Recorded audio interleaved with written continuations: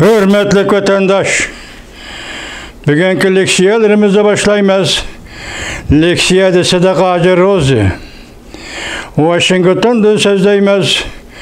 Bugünkü islağa 2021 yıl 1 ayının 20. günü. Bugün hazır Washington'da murasim. Yeni saylanğan prezident Joe Biden'ın vazifege olturuş murasimi ötküzülüp otudu vatandaş. Tünügen çeslaq 19 idi, 20-19 muşu arlıqda 24 saat ve yaki 72 saat içinde naiti ciddi vaziyet karakterlik vakala yüz verdi. Onun birincisini hazır ettik murasim. Onun evveli de Amerika Koşmuş Ştatlarının şu vakitçe vazife yüteş müddeti işçide turvatkan Devlet İşlakatı Mike Pompeo Xitay'nın Uyguristan'da Uygurluğa qaratqan bastırı siyasetini erki qırgınçılık ve insaniyetke qarşı duruş cinayeti sadır kıldı dep ilan kıldı hürmetlik vatandaş. Ben Amerika halkını tebrikleymen, mübarekleymen.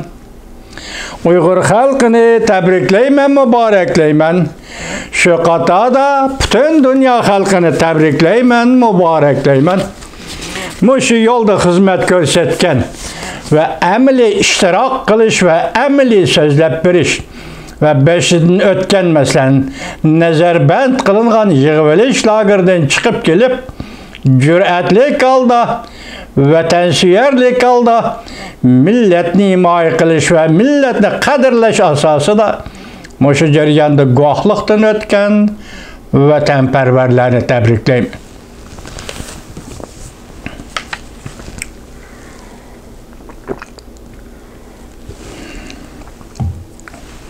O kişiler Zümret Davut, Mihrigal Tursun,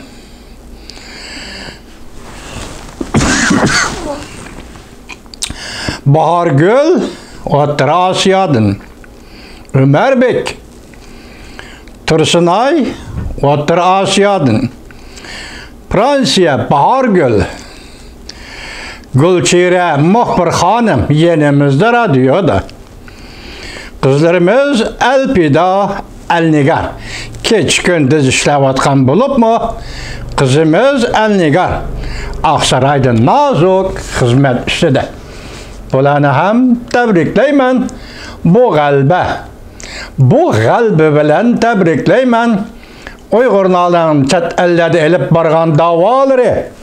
Kiyinki 20 yıl içinde. Cuma vatandaş çek çıgıran acırtı ölüm. Kiyinki 20 yıl içinde elip bargan davalarının en ahırkı neticesi tünügen devlet işlakatı Mike Pompeo dedi ki Xitay'nın, Cungu'nun Uyguristan'da Uygurlar ve başka milletleri qaratqan siyaseti, bastırı siyaseti, erki kırgınçılık ve insaniyetke karşı cinayetler.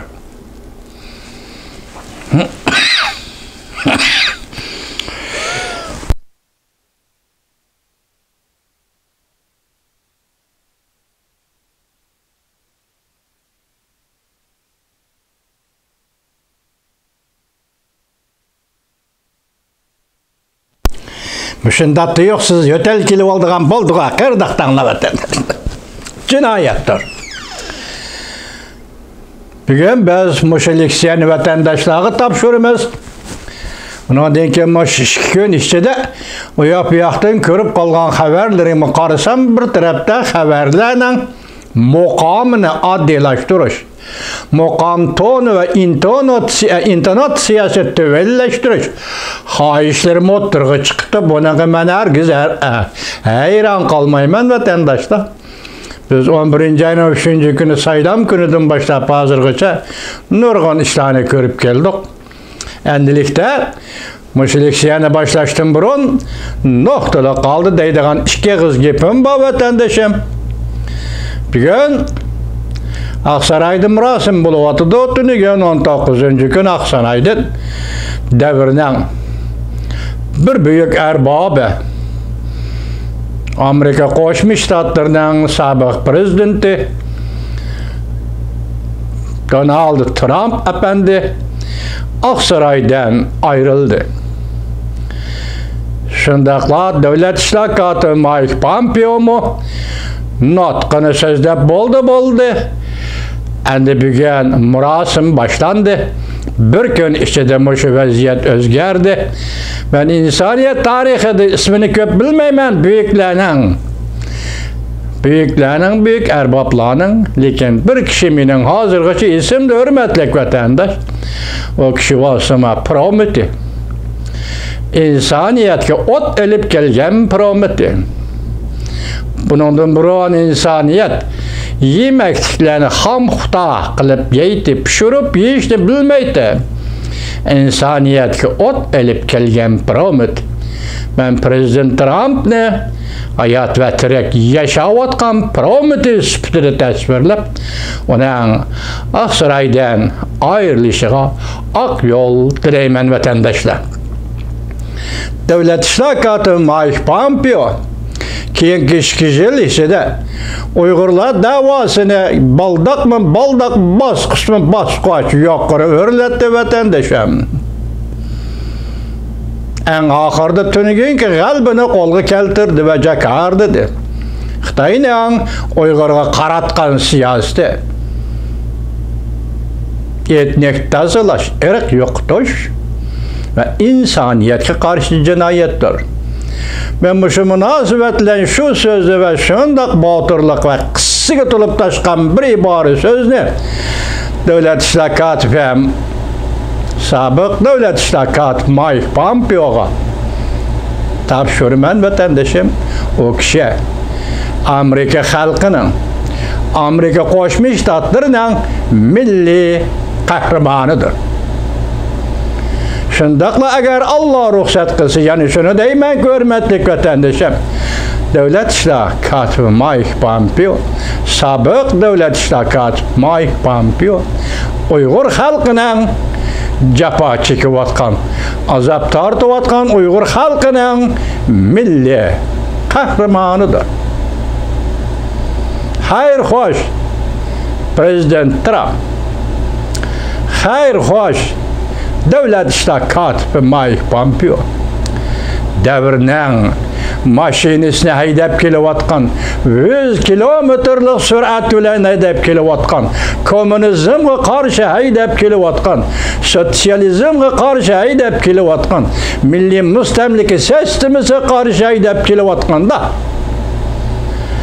mashina tuyuqsiz tormozlandi vatandoshim. Davrning 100 kilometr tezlik bilan yetib kelayotgan, çöp kilovatkan maşinesi tormozlandı.